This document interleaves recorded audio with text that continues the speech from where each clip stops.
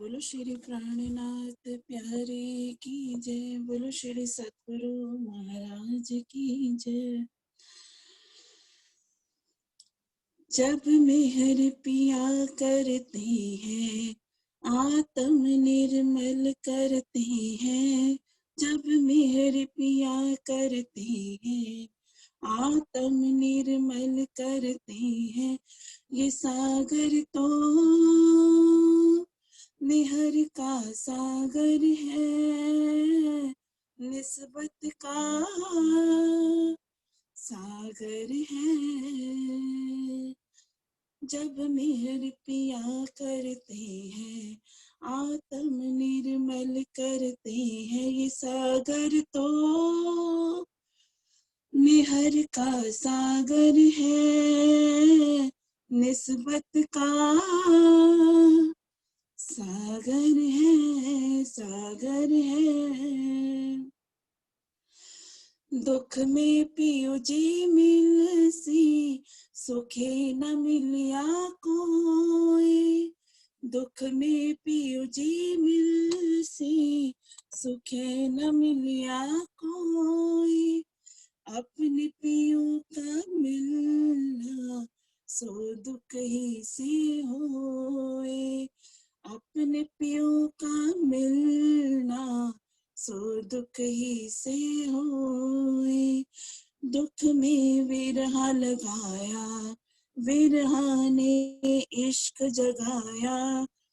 दुख में विरहा लगाया, विरहा ने इश्क जगाया। पिया मेहर से हमने तेरे है अखंड सुख को पाया। ये सागर तो मेहर का सागर है, निस्बत का सागर है, सागर है मूल मिलावट सुंदर। जहाँ बैठी मेरी परियातम है मूल मिलावट सुंदर। जहाँ बैठी मेरी परियातम। सुंदर सिंहासन राज समाज को शोभा कितनी अनुपम। सुंदर सिंहासन राज समाज को शोभा कितनी अनुपम। ये संग तेरे रहती है इसको हमने है भुलाया। तेरी मेहर ने याद दिलाया, मेहर का खेल दिखाया। ये निस्बत तो धाम की निस्बत है, धनी से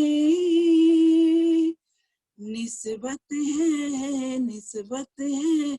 ये सागर तो मेहर का सागर है, निस्बत का ये सागर है, सागर है। श्री महामती कहे ए मोमिनो ये मेहर बड़ा सागर। श्री महामती कहे ए मोमिनो ये मेहर बड़ा सागर। सो मेहर हक कदम तले पियो अमीर से हक नजर। सो मेहर हक कदम तले पियो अमीर से हक नजर। पिया दूर नहीं रूहों से, रूहें नहीं दूर पिया से। पिया दूर नहीं रूहों से, रूहें नहीं दूर पिया से। हम बैठी तले कदम के हुई मेहर हम सबन पे। हम बैठी तले कदम के हुई मेहर हम सबन पे। ये सागर तो मेहर का सागर है, निस्बत का ये सागर है, ये सागर है। जब मेहर पिया करते हैं आत्म निर्मल करते हैं जब मेहर पिया करते हैं। आत्म निर्मल करते हैं ये सागर तो मेहर का सागर है, निस्बत का सागर है, ये सागर है। बोलो श्री प्राणनाथ प्यारे की जय। बोलो श्री सतगुरु महाराज की जय। हाँ जी दीदी। हाँ जी, बोलो श्री प्राणनाथ प्यारे की जय। बोलिए श्री सतगुरु महाराज की की जय। सुंदर साथ जी, आइए आज सागर का अंतिम चरण, सागर वाणी का 8वां सागर, मेहर का सागर जो है, उसके विषय में हम प्रश्नोत्तर प्रारंभ करते हैं। तो सुंदर साथ जी, सबसे पहले पहली चौपाई से ही प्रारंभ करते हैं। और सागर जो मेहर का, सो शोभा अति लेत, लहरे आवे मेहर सागर, खूबी सुख समेत। इस चौपाई का भाव बताते हुए मेहर सागर के विषय में अपने भाव व्यक्त करें। सुंदर साथ जी, आइए। प्रणाम जी।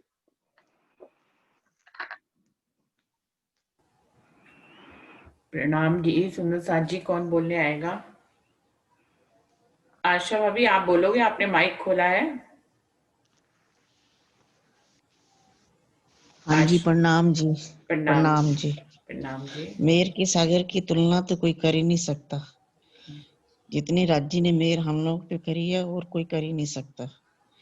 पहली बात तो यह है कि रूहों की खिलवत में ही हम लोगों का नाम आया, ये बहुत बड़ी मेहर है। इससे और ज्यादा मैं क्या कहूँ। प्रणाम जी। प्रणाम जी। प्रणाम जी। डॉली दीदी, आपको मैं बहुत याद करती हूँ। प्रणाम जी। प्रणाम जी। Thank you. मनीषा दीदी आप बोलिए। जी जी, मैं एक मिनट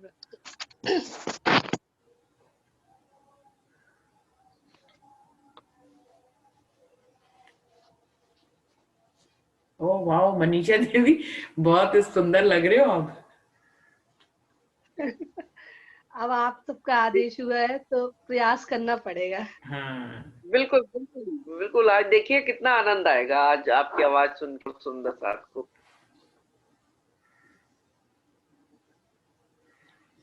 सभी के हृदय धाम में विराजे पूर्ण परमात्मा के श्री चरणों में मैं अपना प्रणाम प्रेषित करती हूँ।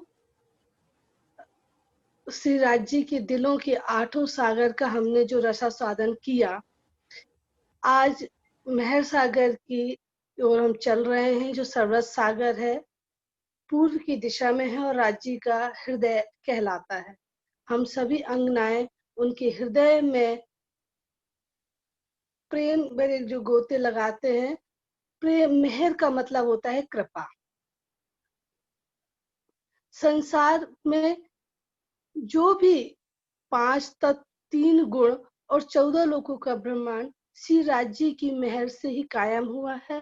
और ये सुख दुख जो हमें इस जीव को प्राप्त होते हैं, वो श्री राज्य की मेहर से बनते हैं। और उसमें हम जिस तरह सोने को तपा के कुंदन बनाया जाता है, इसी तरह श्री राज्य की मेहर से ही हमें उनके इश्क, इलम, प्रेम और निस्बत की प्राप्ति होती है। और हम अपने आप को उसी सोने की तरह तपाते हुए निखर कर श्री राज्य के चरणों में ध्यान लगाते हैं।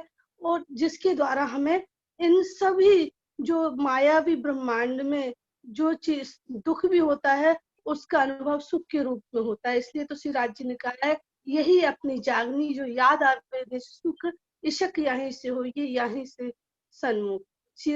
जब हमें नित्य श्री राज्य की मेहर के हम कृपा पात्र बनते हैं, करनी माफक कृपा हमारी जब जीव की रहनी बदलती है, तो श्री राज्य की कृपा के सागर में हम डूबकर इस संसार के जीवों को भी अखंड करते हैं। क्योंकि हम आए इसलिए हैं, ब्रह्म सृष्टि आए इत काम, 14 लोगों को हम सुख शीतल करूं संसार, का सपना जो श्री राजी महाराज ने हम सब ब्रह्म सृष्टियों को जो दायित्व सौंपा था, मेहर के सागर में गोते लगाने के बाद ही हम अपनी रूह को इतना पाक कर लेते हैं कि हम स्वयं श्री राजी की अगना होकर हमें तो जाना ही है, ये ईमान हमारा पक्का है।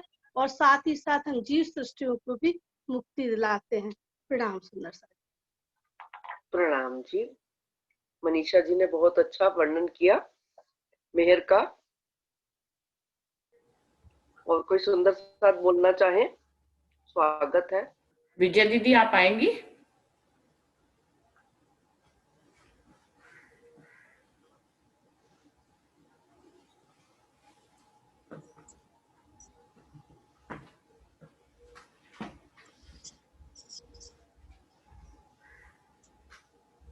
ठीक है। मेहर सोई जो बातुनी, जो मेहर बाहर और माहे, आखर लग तरफ धनी की, कमी कछुए आवत नाही। इस चौपाई को ध्यान में रखते हुए आइए सुंदर साथ जी जाहिरी और बातुनी दो तरह की मेहरों का वर्णन करें, अपने अपने भाव बताएं कि मेहर दो तरह की किस प्रकार से होती है। प्रणाम जी डॉली दीदी। प्रणाम जी अंशु जी। प्रणाम जी। एक बार फर्स्ट वाले प्रश्न पे मैं बोलना चाह रही थी कुछ और। हाँ बिल्कुल बिल्कुल बिल्कुल बोलिए, बोल सकते हैं जी। 8वां सागर पूरन कहलाता है। 8वां सागर राज्य महाराज के 8 सागर, राज्य के दिल के 8 अंग हैं। तो 4 सागर वहां पे 1 4 6 8, ये 4 सागर राज्य महाराज के सागर कहलाते हैं। और 2 3 5 7 ये श्यामा जी के सागर है। दूसरा सागर रूहों का श्रृंगार, तीसरा एक दिली, 5वां इश्क और 7वां निस्बत। इनके सुख तो वहां पे हमको मिल रहे थे, पर जो 4 सागर राज्य महाराज के हैं 1 4 6 और 8, इनके सुख हमको वहां पे नहीं मिल रहे थे। पहला सागर राज्य के हकीकत का स्वरूप नूर सागर। चौथा सागर राज्य का श्रृंगार, इतनी बेसुधी में थे कि वहां पे हमें उनके श्रृंगार की सुधि नहीं थी, यहाँ आके हमें उनका श्रृंगार पता चला। छठा सागर राज्य महाराज का इलम। इलम तो किसको दें, जो कोई ना समझ हो तो उसको इलम दिया जाता है। तो वहां तो सभी राज्य का ही स्वलीला, अद्वैत की लीला है, तो सभी राज्य के ही स्वरूप है।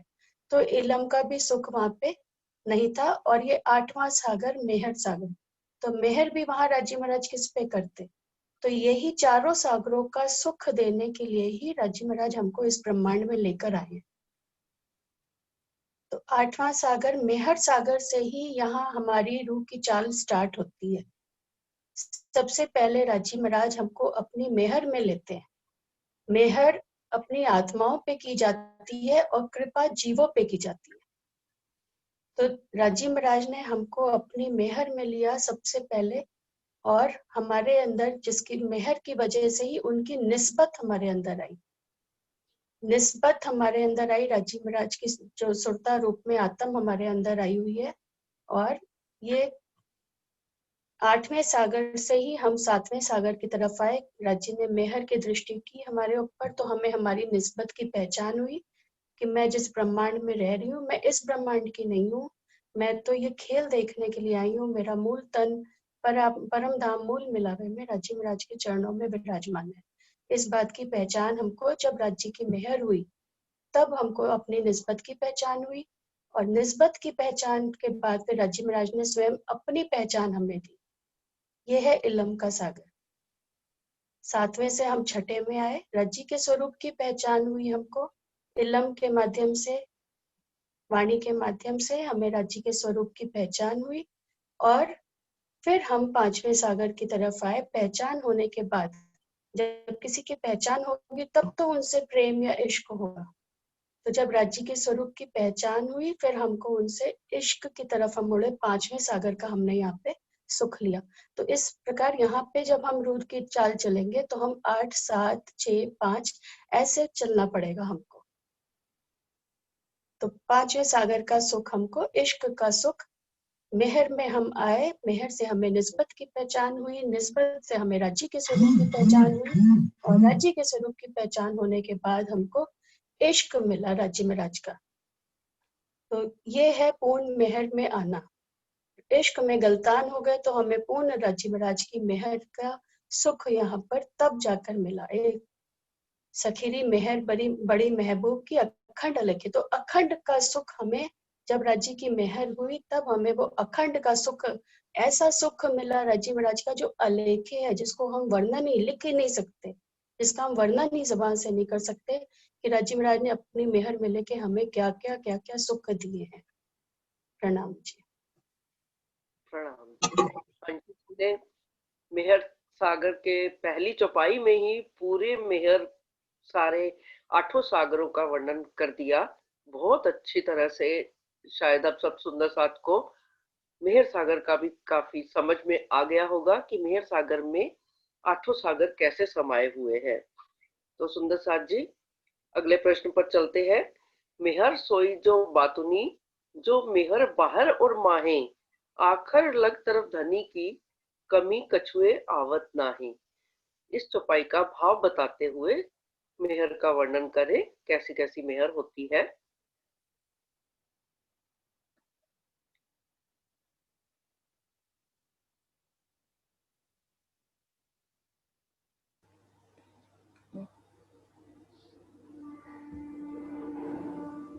ये 7 नंबर की चौपाई है सुंदर साथ जी।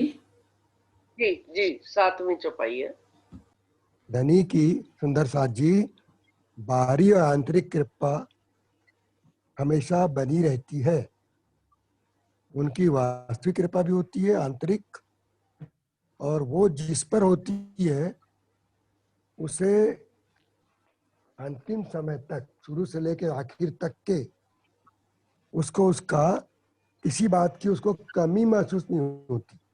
यानी जैसे अपन कहते हैं ना, जिनके ऊपर राज्य कृपा है अपने ऊपर, तो जो कृपाएं दिखाई देती है वो तो अपने को दिखती रहती है, लेकिन जो छिपी हुई कृपा रहती है वो दिखाई देती नहीं एक्चुअली उसमें। तो उसको अनुभव के द्वारा अपन पहचान सकते हैं उनकी कृपाओं को। जैसे अपने को अगर किसी ने कहा कि आपको ये पाठ करना है, राज्य का पाठ, तो राज्य का पाठ करना है तो आप उनकी कृपा है तभी वो पाठ होगा आपके द्वारा। ये हो गई उनकी आंतरिक कृपा। और बाहरी कृपा हम दिल में अपन सोच लेते कि हमें करना है, लेकिन कई बार क्या होता है कि नहीं हो पाता अपने से। लेकिन अंतर मन से जब कृपा होती है उनकी, तो हम उन्हीं की कृपा से, उन्हीं के मेहर सागर का पाठ उनकी कृपा से हम करते हैं। यह आंतरिक कृपा है। और कई जगह ऐसे उदाहरण आते हैं कि अपने किसी प्रकार के ये प्रॉब्लम्स हो, सॉल्व करना हो, तो वो सॉल्व नहीं होते। लेकिन अगर कोई प्रॉब्लम आता है तो वो क्यों आता है? क्योंकि उनकी आपको आंतरिक कृपा जो होती है वो इसलिए कि बड़े प्रॉब्लम से बचाने के लिए छोटा प्रॉब्लम वो क्रिएट हो जाता है। आगे के बड़े प्रॉब्लम हमारे ऊपर ना आए, समस्या ना आए, इसलिए हमारे ऊपर उनकी मेहर है। वो हमारे बाद में समझ में आती है कि ऐसा क्यों हुआ। इस प्रकार से बाह्य कृपा अलग होती है और आंतरिक कृपा अलग होती है। ये सिर्फ अनुभव से प्राप्त की जा सकती है, इसको बयान में नहीं जा सकता आपको। क्योंकि अगर आप 24 घंटे दिन रात उनके ध्यान में रहेंगे, उनकी बातें करेंगे, उनका पाठ पढ़ेंगे, उनके बारे में सोचेंगे, तो ही ये आपको बाह्य और आंतरिक कृपा समझ में आ सकती है। तब तक के ये समझ में जल्दी आती भी नहीं।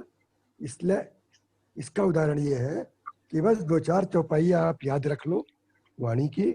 श्वास श्वास नहीं नाम जपो, वृथा श्वास मत खोए, खाते पीते उठते बैठते, सोवन सुपन जागृत। ऐसे चित्ती भी रहे निर्गुण, आहार भी निर्गुण, साफ दिल सुहागन, कबुन दुखावे किन। ये सारी चीजें पर अपन अगर दिन भर याद रखते रहते हैं तो मैं नहीं समझता कि आंतरिक और बाह्य कृपा हमारे जल्दी जल्दी समझ में आएंगी उनकी। लेकिन उनकी कृपा तो हमारे ऊपर है ही है, क्योंकि उनकी कृपा है, उनकी मेहर है, करके आज हम मेहर सागर पाठ के बारे में चर्चा कर रहे हैं। ये भी उनकी कृपा है। प्रणाम जी। रिकॉर्डिंग। हाँ जी। मेर सोई जो बातुनी, जो मेर बाहर और मान, आखर लगता धनी के कमी को छुआबत ना। यहाँ पर बातूनी मेहर को ही ज्यादा विशेष बात बोली गई है कि मेहर तो वैसे दो तरह की है, जायरी और बातूनी। जायरी, लेकिन बातूनी मेहर को ही ज्यादा इम्पोर्टेंस दी गई है, क्योंकि बातूनी मेहर दिखती तो है, बातूनी मेहर दिखती नहीं है, जायरी मेहर दिखाई देती है। मेरी आवाज गूंज क्यों रही है? हो रही है। हाँ जी, अब आप बोलिए। जी प्रणाम जी। तो दो तरह की मेहर बताई गई है, बाह्य और आंतरिक, मतलब जाहिरी और बातूनी। तो जो बाह्य मेहर है वो तो स्पष्ट दिखाई देती है, हम पल पल महसूस भी करते हैं, चाहे ब्रिज हो, रास में गए, ब्रिज की लीला करी, या अब जागनी के ब्रह्मांड में आए, हर पल धनी हमारे साथ है। और कैसे ब्रिज में भी उन्होंने हमारे ऊपर गोवर्धन के तले के नीचे आके उंगली से हमारी रक्षा की, इंद्र का जब प्रकोप आया। तो ये ब्रिज की लीला में, और अब काल माया के ब्रह्मांड में भी हम पल पल जो भी हम पे जैसे बाहरी कोई कष्ट आता है, धनी हमको उन कष्टों से निकालते हैं। तो ये प्रत्यक्ष मतलब जो दिखाई देने वाली मेहर है बाहरी, तो ये तो हम पल पल देखते ही हैं, क्योंकि लेकिन ये जो मेहर होती है ये नश्वर होती है थोड़े समय के लिए, क्योंकि ये तन भी हमारा नश्वर है और हम द्वैत के ब्रह्मांड में आए हैं। लेकिन यहाँ पर बातूनी मेहर भी है जो अखंड है और अलेखे है। वो मेहर किस पे होती है? वो अपनी आत्माओं पे वो वाली मेहर करते हैं कि अपनी निस्बतियों पे, जिनके साथ उनकी निस्बत है, बातूनी मेहर उनके ऊपर है। और सबसे बड़ी मेहर तो ये हुई कि ये जो खेल बनाया उन्होंने, कि एक खेल हुआ मेहर वास्ते, कि जब धनी ने मैं अपने दिल में इस खेल को बनाने की इच्छा ली, अर्थात हुक्म से जब ये खेल बना, तो सबसे बड़ी मेहर ये परम धाम से अव्वल से ही ये मेहर हम सब रूहों के ऊपर हो गई, कि किस तरह से मेहर का दरिया दिल में लिया तो रूहों के दिल में खेल देखने का ख्याल आया। कि जब राजी महाराज ने हमारे ऊपर अपने पूर्ण स्वरूप की पहचान, जो हमें परम धाम में भी नहीं थी, उस पूर्ण स्वरूप की मेहर का सागर, सर्वरस सागर ही राजी महाराज के दिल को ही बोला गया है कि उनके संपूर्ण स्वरूप की पहचान, अर्थात जो परम धाम में भी रूहों को नहीं थी जबकि वो उनके तन थे, तो राजी महाराज ने अपने पूर्ण स्वरूप अर्थात मार्फत की पहचान देने के लिए ये मेहर का खेल दिखाया है। तो इससे बड़ी मेहर रूहों के ऊपर क्या होगी? तभी बोला ये खेल हुआ मेहर वास्ते। लेकिन ये खेल भी मेहर का रूहों को तब लगेगा जब उन पर बातूनी मेहर होएगी, अर्थात उनकी बातूनी नजर खुलेगी, तभी उन्हें खेल, ये दुख का खेल नहीं लगेगा, ये मेहर का खेल लगेगा उनको। और वो क्योंकि वो हर पल जिनके ऊपर बातूनी मेहर होती है, वो उनके ऊपर तो इन दुख सुख से भी परे हो जाते हैं वो आत्म, और वो परमहंस श्रेणी में आ जाते हैं। उनके लिए ये बाह्य अवस्था जो दुख सुख है, ये कोई भी अर्थ नहीं रखते। वो हर पल पिया में ही डूबे रहते हैं। उनके अंदर नख से लेके शिख तक, राजी महाराज, युगल स्वरूप, श्यामा जी, 25 पक्ष, यहाँ तक कि अपनी पर आत्म जो रूहों की पर आत्म है, उसका श्रृंगार भी वो दिन रात उसी में लगे रहते हैं। सही मायने में बातूनी मेहर वो ही है। जाहिरी मेहर तो थोड़े समय के लिए नश्वर होती है, लेकिन जिनके ऊपर ये बातूनी मेहर हो जाती है, उनके अंदर कोई भी कमी नहीं लगती। वो तो अपने प्रीतम की सुखों में ही डूबी रहती हैं, उन्हें संसार से कोई मतलब ही नहीं होता। तो सुंदर साथ जी, जाहिरी मेहर भी बहुत अच्छी है, हमें उसको भी रायजी महाराज हमें देते हैं, लेकिन बातूनी मेहर की ओर अग्रसर होना चाहिए, क्योंकि जब तुम आए तो सब आएगा, दुख गया सब दूर। बातूनी मेहर का मतलब है राजी महाराज का स्वयं आ जाना, और जब राजी महाराज स्वयं ही आ गए मेरे दिल में, तो मुझे और क्या चाहिए, वहां कुछ कमी होती ही नहीं है। और उनकी मेहर तो अखंड अलेखे ही है, वो ना कभी मिटती है। एक बार अगर बातूनी मेहर आ गई तो वो अखंड हो जाती है, फिर वो कभी भी राजी महाराज हमारे दिल से अलग नहीं होते हैं। तो हमें ये ही प्रयास करना चाहिए जाहिरी मेहर की तरफ, क्योंकि जाहिरी मेहर चमत्कारों के से हो जाती है। चमत्कार के लिए दुनिया भागती है, जीवों के लिए है, हमारे लिए तो बातूनी मेहर ही है असल है। और हमें इसके को पाने के लिए ही प्रयास करना चाहिए। प्रणाम जी।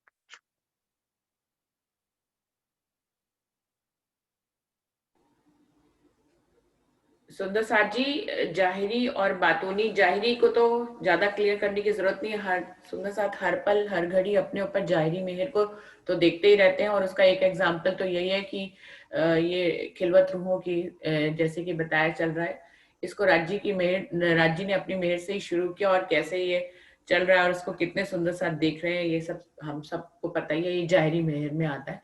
बातूनी मेहर तो मूल मिलावे से ही हो गई थी सुंदर साथ जी। जब राज्य ने चरणों में बिठा लिया, अपना पूर्ण स्वरूप की पहचान करने का भाव ये जब दिल में लिया, ये उन्होंने हम रूहों पे, अपने अंगों पे राज्य ने बातूनी मेहर वहीं से ही कर दी थी। इसी को बातूनी मेहर कहते हैं। जैसे कि दीदी ने कहा कि बातूनी मेहर हम अल्पकालीन नहीं होती है, वो हमेशा से होती है। तो यही बात है कि जाहिरी तो इंसिडेंट होते रहते हैं, वो होती है और फिर दूसरी मेहर पे हम चले जाते हैं, लेकिन बातूनी मेहर अखंड है, अखंड और अलेखे है। वो मूल मिलावे से ही हो गई थी। उसी को ही बातूनी मेहर करते हैं। कहते हैं कि हमारे ऊपर राज्य ने पूर्ण स्वरूप दिखाने की जो भाव दिल में लिया, वहीं से हम उनकी बातूनी मेहर में आ गए थे, और ये हमेशा ही बनी रही है, इसको खत्म नहीं कर सकते। और सुंदर साथ इसको अपने रूप में, जाहिरी और बातूनी के रूप में अगर स्पष्ट है। मुझे ऐसा लगता है कि जिस वक्त बातूनी मेहर राज्य महाराज की हो रही होती है ना, तो उस वक्त जाहिरी रूप में हमें ऐसा लगता है कि राज्य की जाहिरी मेहर हम पे नहीं है, और बहुत ही ज्यादा कहर नजर हुई पड़ी। वाणी में बितक साहब से भी इस बात का प्रमाण है, और प्रैक्टिकल भी इस बात का अनुभव भी है। बितक साहब में हम देखें कि सबसे ज्यादा तो बातूनी मेहर श्री महाराज ठाकुर जी के तन के अलावा किसी पे भी नहीं हुई है। तो जब उनके ऊपर बातूनी मेहर हुई सबसे पहली बार, तो उनको क्या कहा गया? चोर। जब वो वापस आए खेता भाई के पास से, तो यहाँ आके सदगुरु महाराज ने भी उनका प्रणाम स्वीकार नहीं किया, क्योंकि उनके ऊपर चोरी का इल्जाम लगाया गया कि इन्होंने सारा धन खेता भाई का खुद रख लिया है, और झूठ बोल दिया कि वहां पे सब जल गया और खत्म हो गया। तो ये उन पे बातूनी मेहर हुई, जिसकी वजह से उनको 4 साल का विरह सहन करना पड़ा। कितना रोए होंगे, कितना तड़पे होंगे। खटरुती में हम पढ़ते हैं कि एक ही पुरी में अपन बैठे हम मोहन दीजो परदेश जी, कि सदगुरु महाराज के लिए कितना विरह किया उन्होंने कि हम एक ही पुरी में बैठे और आपने मुझे परदेश दे दिया। तो उस वक्त कैसा लग रहा होगा कि जैसे जहरी में तो कैसे कहर बरस रहा है उनके, कि उनको बान के पुत्र, इतनी उनकी महिमा वहां पे जामनगर में, और उनको जो है चोर कहला दिया गया। चोरी का इल्जाम लगा, पहली बातूनी मेहर हुई। सेकंड उन पे बातूनी मेहर हुई तो उनको फूलबाई जी का त्याग करना पड़ गया। थर्ड टाइम बातूनी मेहर हुई उनके ऊपर, तो उनको हफ्सा की जेल में जाना पड़ गया। तो सुंदर साथ जी, हमारे ऊपर अगर रजी महाराज ऐसी मेहर, बातूनी मेहर करें, तो मेरे ख्याल से रूह तो भाग ही जाए। इसीलिए निस्बत के सागर में भी एक चौपाई पड़ी थी कि राजी महाराज बंद बांध के रखते हैं अपनी रूह के ऊपर। तो ये उन्होंने अपने ईमान का बंध बांधा हुआ है हमारे ऊपर। जो जितनी भी कष्ट आए, पर रूह कभी उनको छोड़ नहीं पाएगी। तो ये बंध